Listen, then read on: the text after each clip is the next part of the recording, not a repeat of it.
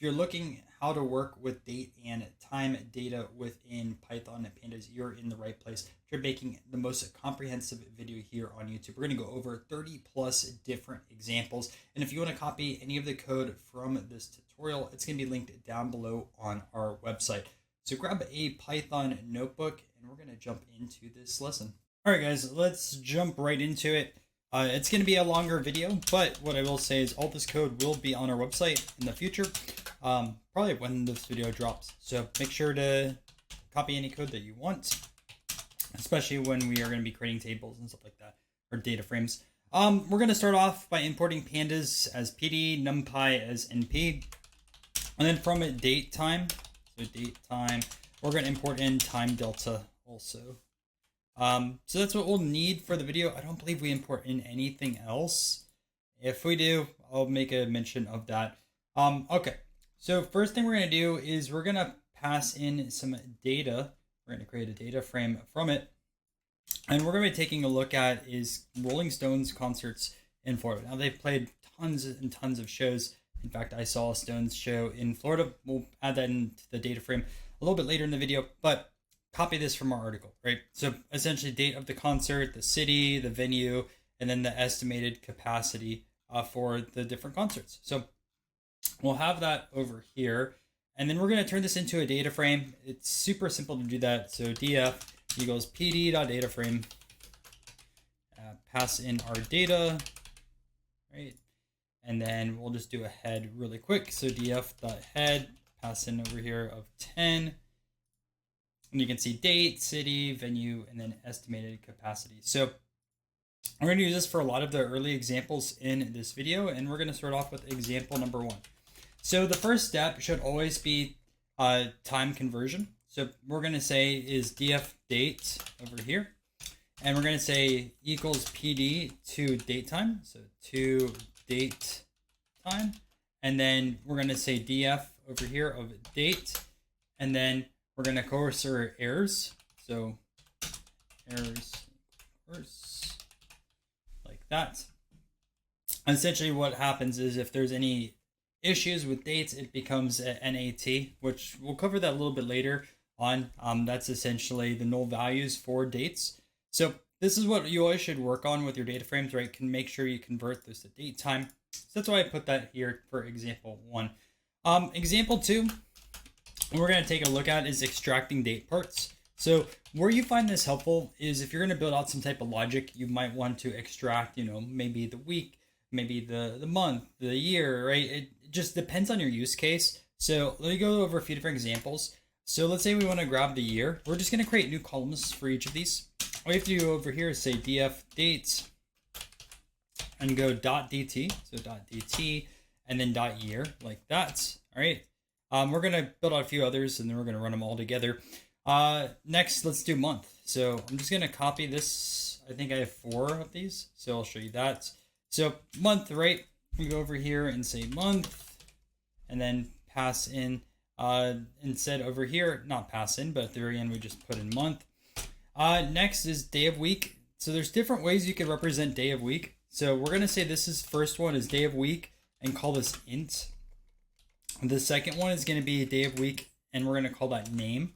Again, just depends how you want to see the data on it. And then this is called over here, day of week. So day of week.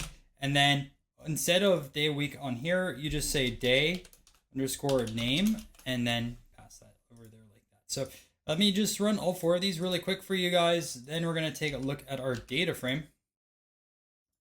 And what you'll see from the data frame, right? We have the month value for each of these, the year, the day of week as an integer, and then the day of week as a name. One thing also to note, so you see Tuesday is a 1 on here. So when you look at the integer value of day of week, Monday starts with 0. So it goes 0, 1, 2, 3, 4, 5, 6. If you are new to Python, typically things start at 0 over here, not 1. So something to pick up very, very quickly. And then day of week name is like that. So again, just if you want to have it as an integer or a name, you have both of those options on that side of things. All right, so that is example 2. Now let's jump into example 3. And this is going to be looking at min and max. So you can take the min and max of dates. This is gonna be a pretty easy one. You just go over here, df date, and then we're gonna say dot min like that.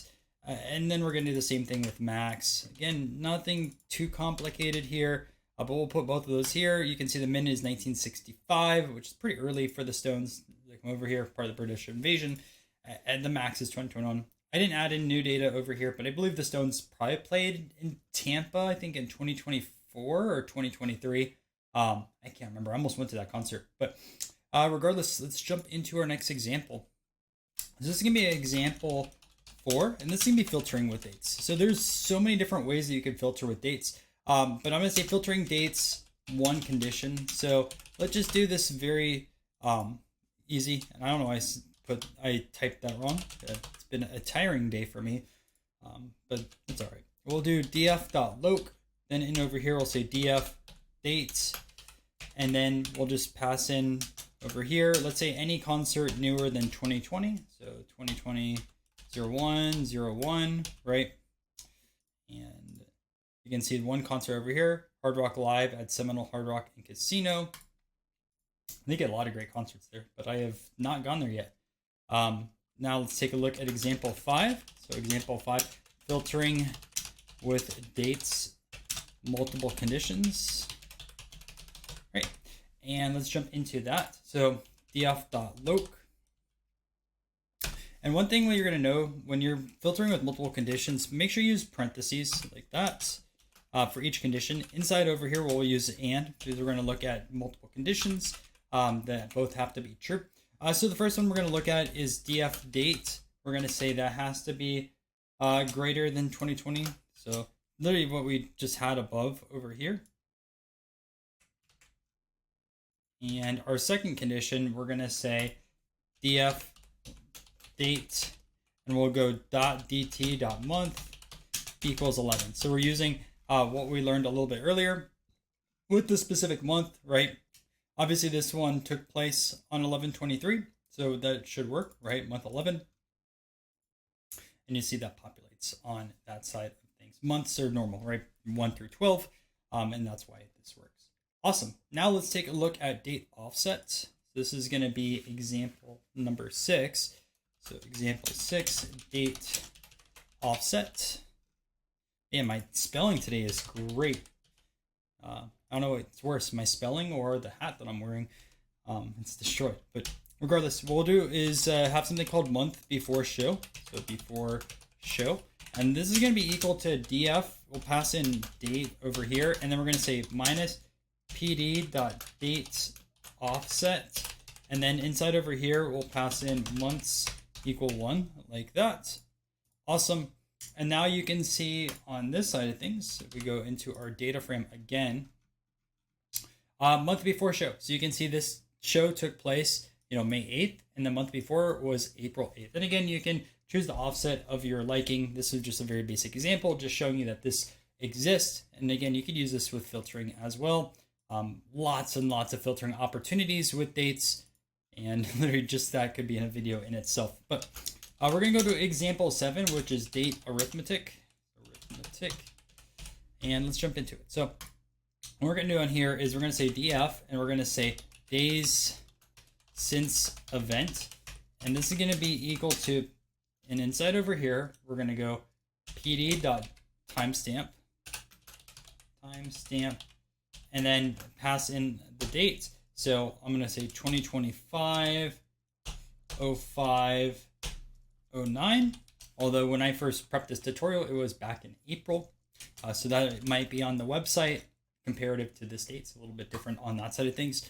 We'll go over here to df. We'll say date, and we'll say .dt.days. So .dt.days. All right. So this will find the difference between today's date and then also the date. Again, there's a few different ways that you could use this, but this is just a basic example for you guys. And just go over here to data frame. And if you scroll over, which maybe I should have made another data frame, you can see days since event, 21,916 days since that 1965 concert. All right, so one thing that's pretty common is sorting. So this example, we're going to look at example 8, sorting by date. And we'll just look at it ascending. So you can just go over here to df.sort underscore values, pass in dates, like that. And it's ascending, right? 65, 75, 81. And it goes all the way through 2021. You can also do descending, right? Probably should have made this another example, but that's all right. We'll say example 9, sorting dates in descending. And literally, it's so simple. We'll grab our code over here. I'll pass in another parameter. So what we'll have on that side of things is dates. And we'll say ascending equals false. So ascending equals false, like that. And you can see we start with 2021 and then we jump into 1965. Now I'm going to change up our data set, I believe. Oh no, we're going to actually add in a new row and then work with some null values. So add in row and work with null values. And we're going to start using also data frame 2, so df2. So what we're going to do is first create a new row, and I'm just going to copy and paste this to save you guys some time. So we have this new row over here, which is technically a data frame, right? So we have date, which we're using NAT, which is essentially a null value, right? City Jacksonville, then the Jacksonville Jaguars Stadium, and estimated capacity. So this is going to be the concert that I saw the Stones in when I was in college. Which a lot of people can say they saw the Stones in college, even people born in the 1940s. So they've played a very, very long time. Regardless, all right, let's create our new data frame. So we're going to say df2 equals pd.concat. We're going to add in our data frame 2, so df2. We're also going to say new row. And actually, hold on one second. I might have forgot to create a copy of the original data frame. And if I did, I apologize. And I actually did forget to create a copy. Just looking through my code, I skipped over that step. Regardless, what we'll do is df2 new row on this side of things. We're going to ignore the index. So ignore index equals true. Really quick, what I'm going to do before I run this line of code, we're just going to go towards the top over here. And below this example 1, we're going to make a copy on our thing. So we're going to say df2 equals df.copy. I do apologize. And if you are using Google Colab, just runtime, restart session, and then runtime, run all, and it'll get back to where we were at in this tutorial. Again, I'm sorry I skipped over this line of code, but I wanted to make a copy of the data frame initially. So this row will run right now. And why I'm concatenating them is I had errors initially populating a new row. I was getting warnings on this when I was adding in a pd.nat on this side of things. So I felt it was easiest to just concatenate these over here, right? In concatenation, there's a few different ways. I've covered that in a full video on this channel. But we're just going to essentially combine the data frames. They have the same exact amount of columns. So just stacking them on top of each other. So to show you really quick what df2 looks like now, we'll go over here and you can see we have NAT, Jacksonville, right? The stadium over here, and then also the capacity. So let's jump into our null value examples. And we're going to start off with example 10. So we're going to say example 10, finding null values, finding null values. Yeah, this is going to be easy, right? So just go over here, df2. We're going to look at dates, and we're going to say is NA. So is NA like that. And you'll see all these are going to be false except for our last row over here, which is going to be true, right? And again, that's because we have this NAT over here. Again, think of NAT like NAN in my other videos that I have here on the channel. All right, example 11. So say example 11, fill null values, right? And you can fill in those over here. I will say df2, pass in dates, and it equals df2 date dot fill na, and we'll just do pd dot timestamp and pass in 2019 07 19. We go over here to df2, and boom, there we go, right? So I saw them 6 years ago, essentially, which, man, time flies. I still remember buying a standing room seat on the floor on that side of things. All right, great. So now let's look at dropping null value rows. So what we're gonna do now is say example 12 drop NA rows, and we're actually gonna add in another row that is on that side of things. So we're gonna call this new row 2. Date is NAT. City, Plant City. Yes, that is an actual city in Florida, and they have some. Plant City is known for growing strawberries. So every year they have something that's called the Strawberry Festival. They have a lot of artists that play at the Strawberry Festival.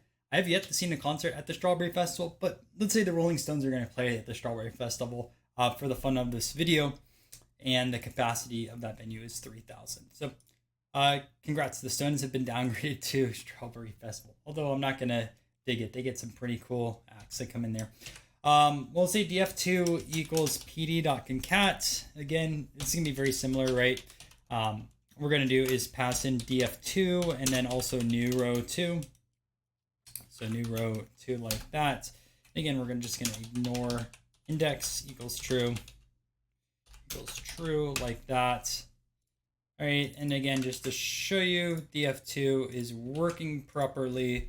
You can see Plant City Strawberry Festival Stadium. All right, so we have that over here. Now let's drop our null values. So we're going to say df2 drop NA, subset equals date. So subset equals date, and then we'll say in place equals true. So in place equals true, and this will just drop our dates with null values. And then you can just go over here to df2.tail, like that, and check it out. Now the last row is back in Jacksonville when I saw them in concert. All right, we're gonna go through a few other examples really fast. So what we're gonna do is shift. So example 13, shift, and I have a full video on the channel for shift, but this is gonna be lag, and then we're gonna go over here, say df previous concert equals df pass in date dot shift pass in 1. I don't know why I was getting an error there. Oh, well, I have an equal sign. I could not see that for a second. All right, and then we'll also take a look at lead, and then I'll just show you both these. Oh, actually, let me just show you this now. So there we go, data frame. And I have too many things going on in this data frame. But you can see previous concert. Well, since this is the first row, there's no previous concert. But this one here grabs 1965, right? Which is this one over here. And this grabs 1975, which is this one over here, right? 1981. So it literally looks at the row above it and then pastes that value of the previous concert. And that's lag. We'll do lead, which is the opposite now, right? So we'll go over here to example 14. So we'll say example 14 shift, which is a lead. And all we got to do is inverse this. So it's very simple. And also looking at this, I probably should have made a data frame 3 just because there's so much going on. But we'll just go like that. And I should have also called this next concert. I am making a lot of errors today. We'll just rerun this really fast. And then we'll have next concert like that. Right. And then we'll go over here to data frame. And you can see if we scroll over on this side of things, right? Next concert 1975, which is going to be that next row, 1981 next row, 1994 next row. So lead and lag, right? Lag is the one before, lead is going to be the next row, and allows you to access those values, which surprisingly gets asked a lot in interview type questions. So make sure you pick up that concept. It's kind of simple, and there's a lot of use cases that you could utilize it for. All right, so we're going to jump into example 15 now. Let's say example 15. And what we're going to do over here is df2, and we're going to say rolling 3 event mean equals df2. We'll say estimated capacity, say dot rolling window equals 3 dot mean, And I have a full video on rolling, so make sure to check that out. And we'll go to df2. And you can see the rolling mean, right? So it looks at 3 at a time. Obviously, these first 2 are going to be NAN because there wasn't 3 concerts. But then you have 47, 333 based around that. Again, there's so much we could talk about with rolling, so check out that video. Another one is expanding, which doesn't look at a window. So we'll say example 16, expanding, right? And then we'll say df2, expanding mean, equals df2, estimated capacity, dot expanding, dot mean. Right, we have that, and then just take a look at data frame movement 2, and you can see expanding, we get this from the beginning, right? Same value there. Then we take the mean of those 2, right? Then the mean of these 3, and it continues throughout our entire data frame. Again, videos on expanding and rolling, you guys could check those out as well. I think they're later in this playlist, or this video might be later in the playlist. I'm not sure we're going to put this video yet in that playlist, but I promise you it will be there. All right, okay, so now we're going to jump into kind of the second part of this video, and this is where we're going to set the date as an index. Set date as an index, and I believe we're going to use this for, like I said, the majority of the next part of the video. So we're going to say df2.setIndex, pass in dates, and then just set in place equals true. And I think I've also covered this in the index video. No need to watch that. But what you'll see now is our index is the date, whereas by default we had integers as our index, right? We had 0 through 8. Now the index is set as the date. So that does change how we work with dates a little bit in our data frame. So we're going to go over a lot of those examples. All right, so let's jump into example 18, which is sorting index. So this is something that we can do now when we have our dates as the index. So we're going to say sort index. And, you know, kind of like what we sorted earlier, we have 2 different approaches on it. So I'll just show you default. So df2.sort index, and we'll just say in place equals true. Right, and then we're going to go from 1965 into last concert in there, which was what, 2021, if I remember correctly. Yeah, 2021 over there. All right, we're going to take a look next at resampling. So this is example 19, and essentially what resampling allows you to do is use aggregate data over time.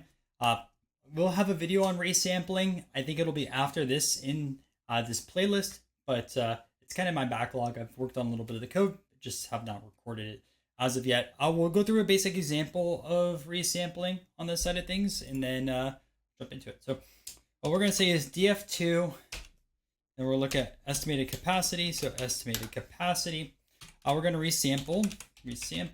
We're going to use 10-year buckets, so 10 ys, and then we're going to do dot mean. So dot mean like that. And you can see 65, 75, 85, 95, 2000, 2015 with the estimated capacity, right? Finding the mean on that side of things.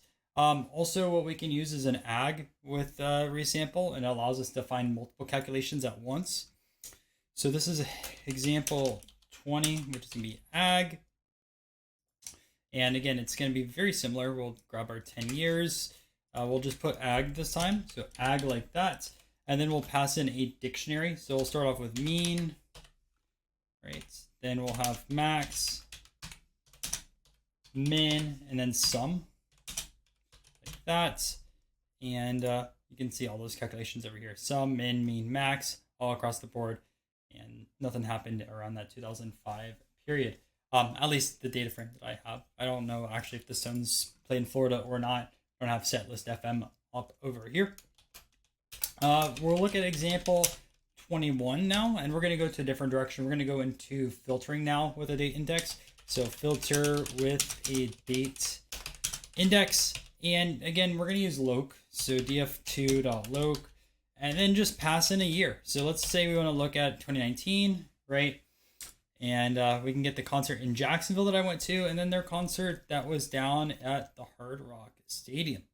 All right, now we can also take a look at a few other properties, right? So let's say I want to look at Jacksonville again, but I want to just grab everything with year month. So I can just go over here, 2019-07. Again, it just passes in over here for Jacksonville. And again, if you want to go to the day as well on this side of things, right? Pass in the day, and you will get all of that over here as well.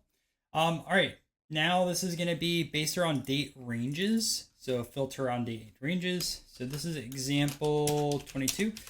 Filter around date ranges. And then what we're going to see on this one is df2.loc. And let's say we want to grab all the concerts from 2010 to 2025. So 2010, and obviously you could just say concerts later than 2010, but for this example, right, 2010, 01, put a colon in over here, and then we'll say 2025, 01, right? So this will be anything from 2010 through 2025, the start of it. And you can see we're able to grab 4 concerts: Orlando, Jacksonville, Miami, and then Hollywood, which is essentially Miami. Or at least that's how I view it as someone that grew up in Tampa and Orlando. But if you're from Hollywood or Miami, let me know if you count that as something different. I guess that'd be kind of the same as like people saying St. Pete, Clearwater, and Tampa are the same, although they're different cities. They're all like right next to each other. All right, so let's look at example 23 now. And we're going to filter on conditional logic. And yeah, let's jump into that. So we'll say df2.loc. Inside over here, what we're going to have is df2.index. We're going to say this is going to be greater or equal to 2010. So 2010, 01, 01. And then we're going to do the same thing, right? So we're going to say and we're just going to go back over here and essentially pass in the logic that we had over here, right? 2025. We're going to say it's less or equal to. Right.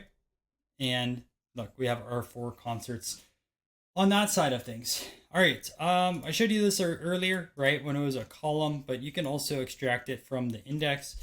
So it's extract date parts from index. Very simple on how you could do that. Again, we'll just make them into columns. So we'll say year equals df2.index.year. And we're just going to do these 4 again, right?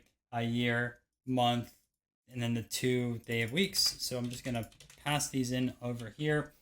We'll change these up, right? Month on this side of things, then day of week,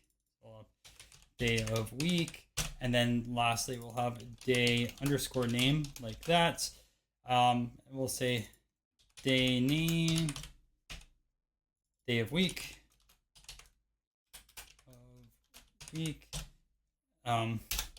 terrible spelling again, and then we'll have a month. Just run all 4 of these pretty fast. And df2 has a ton of columns. I probably should have made more copies of the data frame, but regardless, you can see year, month, day of week, day name. We already talked about what's grabbing on this side of things. Okay, now what we're going to do is take a look at specifically time data. So initially I was going to probably turn this into another video. So we're going to say time data. We'll get back into some date data a little bit later, but I think it's a good time to pivot into times. So let's jump into that. All right, let's jump right into it. So I'm going to pass in some more data for you guys. And essentially what we're going to do is take a look at trains between Geneva, Paris, and Zermatt, some cities that I just recently visited. So you have train numbers, departure time, destination, platform, and then the status for these trains. So I'm just going to run this over here. We're going to turn this into a data frame really easily. I'd normally type this out, but I'm just going to paste it over here. df train schedule, pd.dataframe data 2. And yeah, let's just take a look really quick what this looks like as a data frame, right? Train, departure, destination, what I already talked about. So what we're going to do as well is set today, and we'll say today equals pd.timestamp dot now dot date. Honestly, that could have been an example how to set the time for today, but that's all right.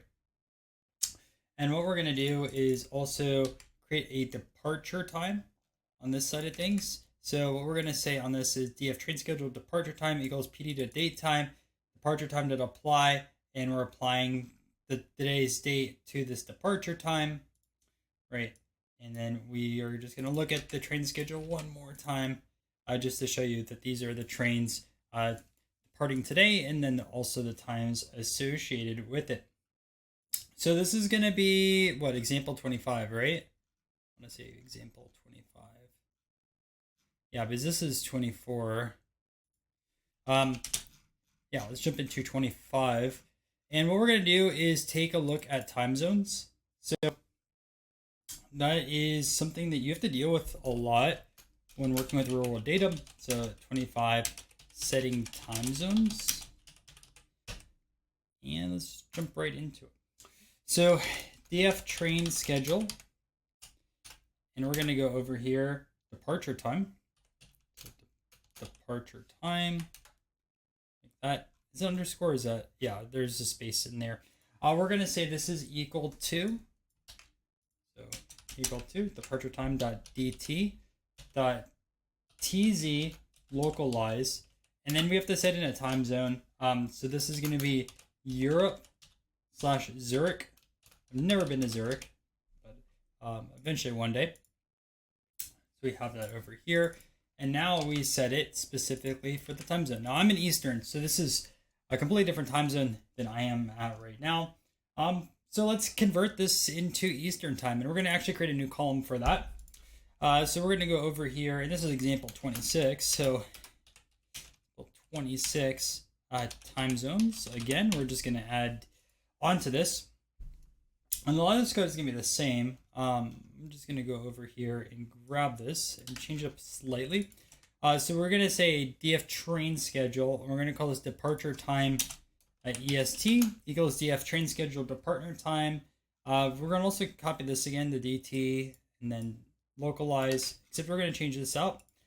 So now we just change up the time zone and do US Eastern. So if you want to look at things with different time zones, right, this is how you could specifically do it, or set your times in here to a time zone, right? And I do have an error, and it should be convert, not localize. I apologize. So convert. I still have an error because I cannot spell Eastern. Eastern like that. There we go. And now if we go back over here, you can see we have the differences in the time zone, right? So it tells us the Eastern time associated with it. And then we have the time over here, right? So 6 hour difference between both of those. You can see 8 o'clock is 2 o'clock, 18 o'clock over there is noon, etc. Right? Okay, so we will jump into our next example, which is going to be time difference. So we'll say example 27, time difference. And let's look at the time difference between departures of trains. So we'll say df train schedule. We're going to call this new column next departure. So next departure. We're going to say this is equal to df train schedule dot sort values. We're going to sort values first. Always make sure to do that. Departure time. Although I already know they are sorted, but it's fine. Departure time. We're going to group by. So group by our destination, right? Because I mentioned we are going to a few different destinations, right? Zermatt and Paris, specifically from Geneva. And go over here and say departure time, and we'll do shift 1. Shift. And we already covered shift a little bit earlier in the video. And also, I know that the train from Geneva is not directly to Zermatt. You have to make a transfer, but for this case, we're going to call it that way. All right, so then I just go over here to df train schedule, and you can see the next departures, and it's grouped by the destination, right? So the next Zermatt departure is this over here, right? 2 o'clock, and it mentions that there. For Paris, we go down again, so you see 2 and 13.2, right? And then these ones don't have it specifically. And you could technically filter by status and things like that. I didn't do that, but regardless, you have that on here. Okay. What we can do now is the time difference between them on that side of things, right? So let's do that. We'll say df train schedule, and we're gonna say over here next train time diff equals df train schedule. We'll say next departure. I'm gonna say minus df train schedule, and then pass in departure time. So departure time like that. And you can just subtract the times like this. Like, it's pretty simple. And you can see 0 days, but 3 hours, 3 hours 30, 4 hours 30, 5 hours across the board. All right, so now let's talk about adding time. And we're gonna say example 28, add time with time delta. So time delta. And jump into it, df train schedule. We're gonna say train arrival time. And we're gonna say this is gonna be equal to df train schedule. So departure time, like that. We're gonna say plus time delta, and let's say it takes 3 hours between both destinations. Doesn't matter whether it's Paris or also Zermatt. So what we do is here say pass in hours equals 3, and yeah, you can see on this side arrival time, and then we have the arrival time. So it's over here, right? 8 plus 3 hours, 11. So that is going to be like that. 9:30, 12:30, right? 11, and now we have 14, etc. across the board. All right, now we can also filter by time. So we'll go over here to example 29. Filter time, and we'll just write out a query off of this side of things, right? And we'll go filtered train times equals df train schedule, like that. In over here, right, we're gonna pass in our query, and this is gonna be a bit complex, so what I'm gonna do is just make new lines for each of these. We'll have an and then we'll have this as well. And I'm honestly just gonna copy and paste this in. I'll explain the code because I know I'm gonna make an error copying this. So we look at arrival time for both, right? .dt.time, and we're gonna say this is greater than noon, right? PD to daytime, noon on there, .time, and then right? We're gonna look at 17, which is 5 o'clock if you're over here in the States, right? Overseas they use military time a lot. In the States we do not. But regardless, right, that's the conversion if you guys are watching from the States, which I'm from the States, and I think 30-40% of people who watch the videos are. A lot of people also from Europe. But regardless, right, so we're looking for anything from between 12 and 17, as I mentioned earlier, right, parentheses, when you're looking at multiple conditions, we're using and this is just going to filter those train times. And these are all the trains that arrive between those times specifically, right? And again, we're looking at the train arrival time, which is based off the departure time, which is the European time zone, not Eastern, and that is how it is out over there. So that is time. There's so much more we could cover with time, but I just wanted to really quickly do a miscellaneous section. We're going to go through, I think, 6 examples in this miscellaneous section. This video alone is probably going to be close to an hour, so if you guys want a part 2 or something like that, just let me know. Although there's a lot of their pandas videos that I have to make, finish the time series course, and etc. But let's jump into this miscellaneous. All right, guys, let's start this miscellaneous section. So example 30 is going to be creating date ranges. So create date ranges. There's a few different ways that we could do that. We're going to start off with days. So we'll say pd.daterange on here. We'll set a start date. So start equals, say, 2024 01 01, and then set an end date. So end equals 2024 0110, right? And here's this in days, right? Default is going to be days. You could also look specifically at months. So to do it in months, we're going to change it up.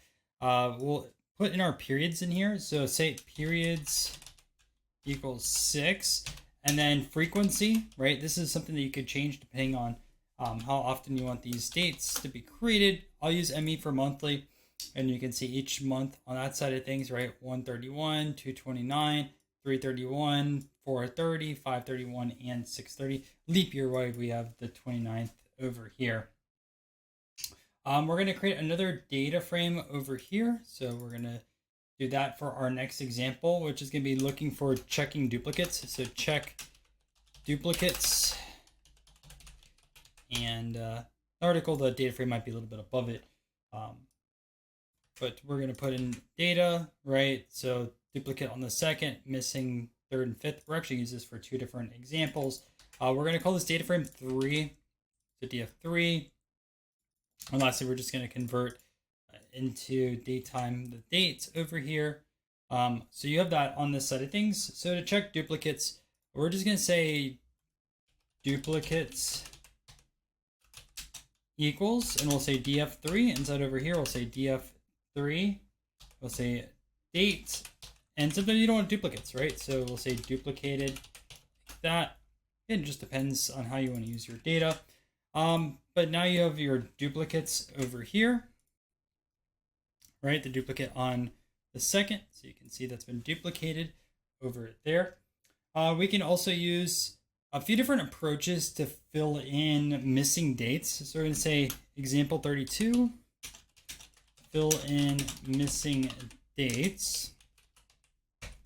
And let's go through on that side of things. Again, I'm just going to copy this over just to save some time for you guys. So we have data, right? We have dates over here. So missing the 3rd and 5th. We're also missing the 8th on here. So we have date and trains on there. We're going to create a new data frame called df4. So those are over there. And then again to date time. And this time we're going to also set the date as an index. So we'll just do that to save some time as well. Nothing new here, right? I've showed you all this throughout the video. But just to show you how to fill in these dates, we'll just say df full equals df4 as frequency, like this. Pass in d because we're going by days. And then we're going to say fill value, right? And you can set your fill value specifically for the trains that would be missing, right? Business is off of trains, right? TGV, the train, the date. So what I'm just going to put over here is no departure. So no departures, like that. And now you can take a look at df full, right? And we have all these dates over here. The 3rd was missing above, 5th was missing, same with 8th. It says no departures. Otherwise, you have these trains associated with that over here. Also, you can use as frequency to specifically change the frequency of your data. So this will be example 33. Change frequency of data. So let's do that. We'll say idx is pd.daterange. We'll start with 2023, 0101. Say periods equals ME. Sorry, periods equals 4, and then frequency is ME.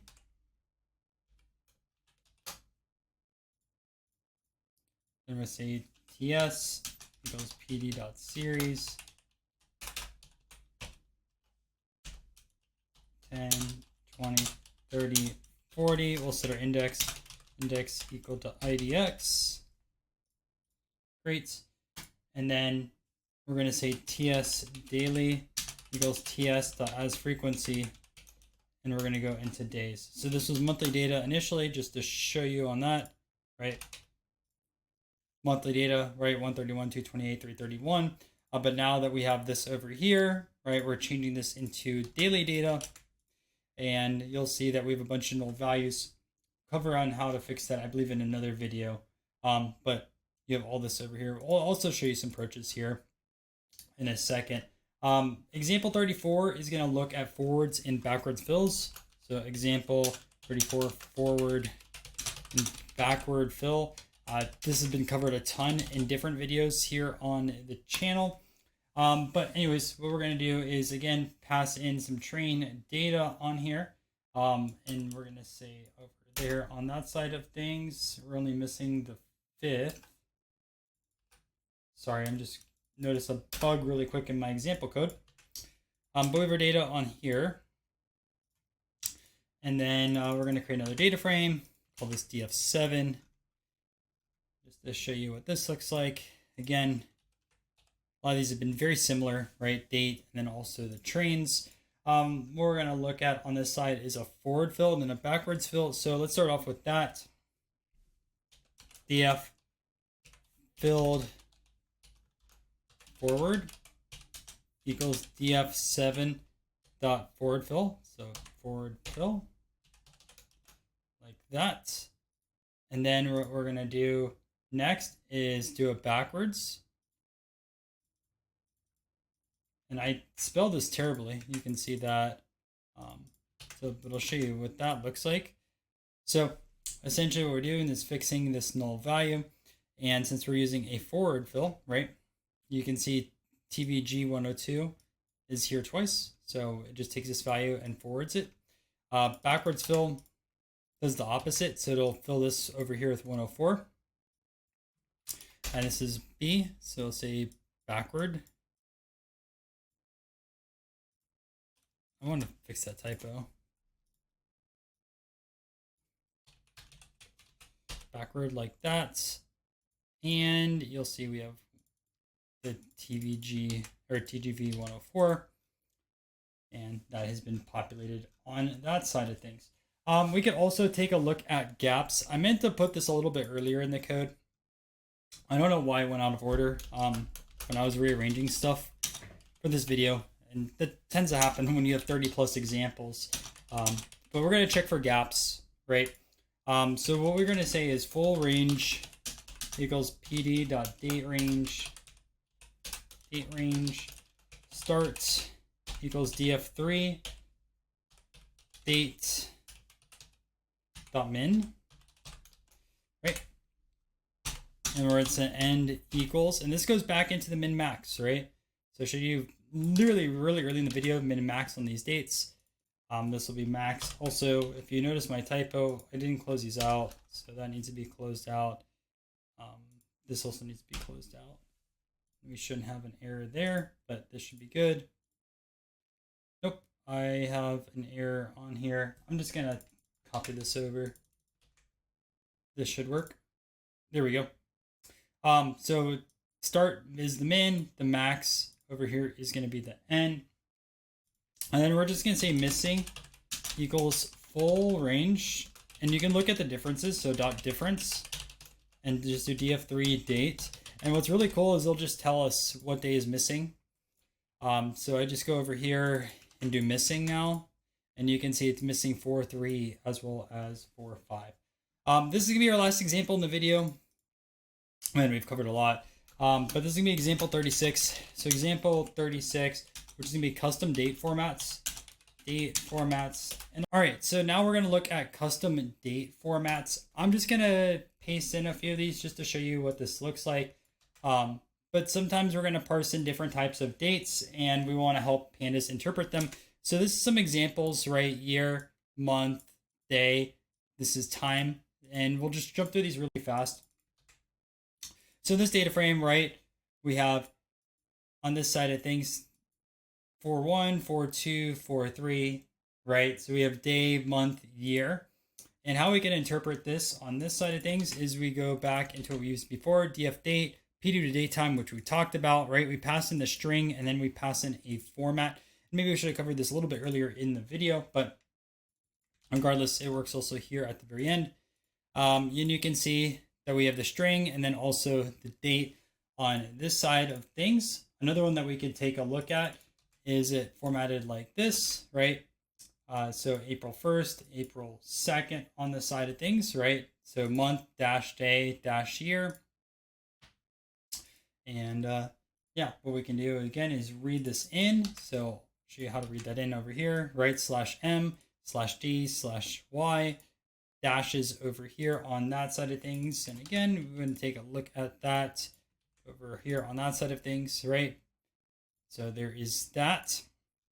Our next example is going to include timestamps. So we have different timestamps associated with each of these. Again, you can read the timestamps in as well. So we have date time as the new column. And you can see our timestamps have been read in. We have the slashes there, and then we get into dashes on that side of things. You can also read in essentially strings of months. So this time we have the 1st of April 2025, 2nd of April 2025, right?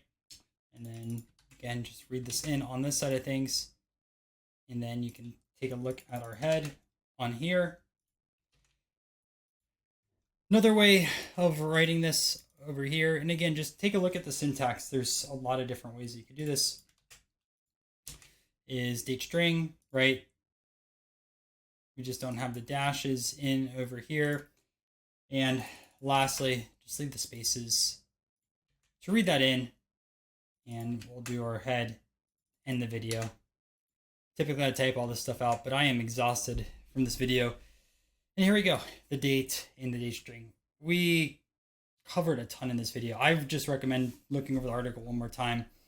Because the recap would be like 10 to 20 minutes, but it showed you a lot of different things we could do with strings. Strings. Things that we can do with dates. Always convert your date in your data frame to date time. Start off with that. You can grab parts of dates. You can add dates. You can subtract dates. You could use it for filtering, right? You can grab the day of the week. You could grab the month, the year, right? You can sort dates. You can set it as an index. I showed you null values with dates, right? NAT. You can remove the null values of dates. You can also fix them. You can also change the frequency of dates from months to a year. You can look for gaps. You can look for duplicates. Like there's so much that you can do within Python Pandas. Other thing is you don't have to memorize all this at first, right? Slowly pick up concepts over time. As long as you have an understanding that you could do something with a date, you can really quickly search things up online, whether it's like a Stack Overflow, or you could also just prompt it within GPT, ask a question about doing something and it'll help you quickly generate some code. Also showed you expanding, right? Like there's so much within this video. Feel free to watch it again if you do find it valuable. I grabbed the code from our article down below. I'm calling it a video, man. I'm tired. Well, guys, this was a longer video, and I appreciate you guys watching to the end of it. If you did learn something new, make sure to subscribe to the channel. We're always trying to upload weekly data science-focused videos. Down below in the description, you'll find links to our Discord server, the article, one-on-one mentorships if you want to scale your career or start it within data. Additionally, if you want to continue this Python Pandas playlist, we have over 25 videos, so check right over here for some others.